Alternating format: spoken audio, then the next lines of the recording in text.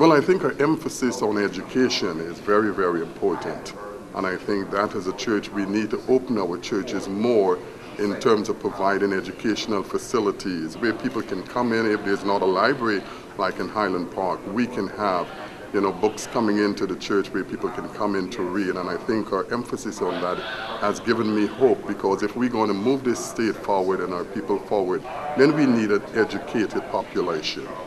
Well, there are many ways in which we can work together. One, of course, surely is going after grant dollars to expand what you do, to help undergird what you do, or to start something new to meet a need that has not been met.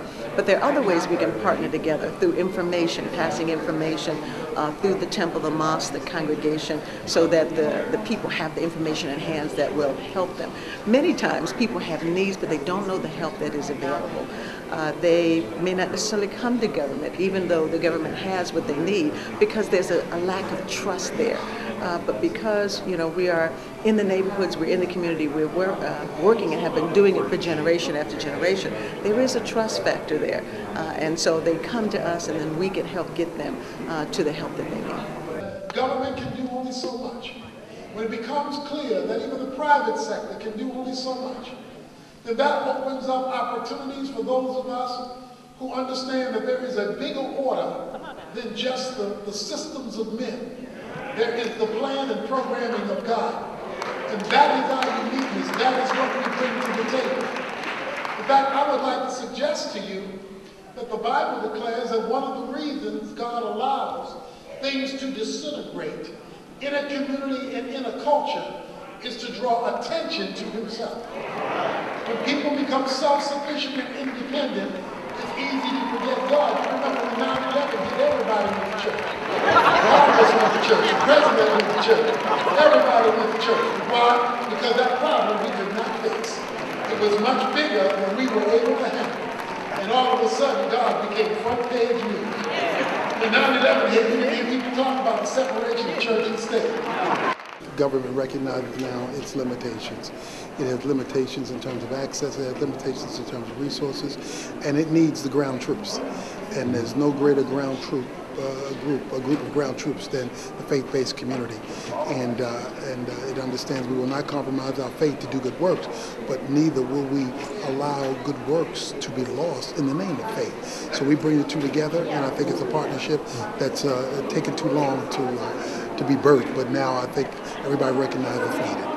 What the government should do is identify those faith-based ministries that are being effective and come alongside and provide technical support, resource support. Then what the faith-based community should do is be able to utilize and support what the government is trying to do in terms of laws and legislations that are in the best interest of the communities that they serve.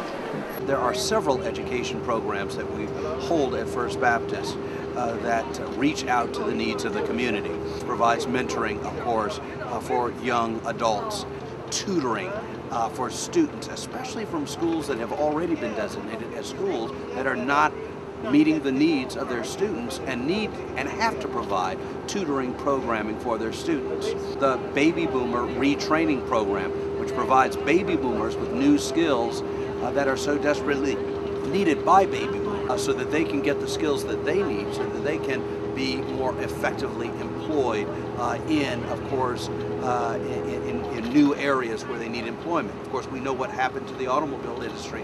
Those jobs have gone by the wayside. They need new jobs, so they need new skills so that they can effectively, of course, meet the needs of those particular jobs.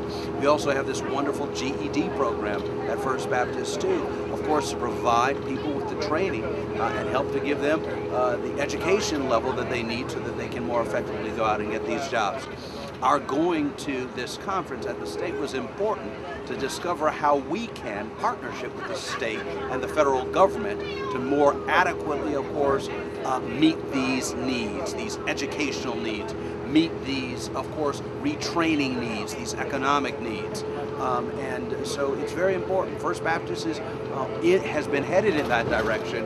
This conference gives us more power to effectively minister to the needs of the people in the College Park community, the city of Detroit, and in the state of Michigan.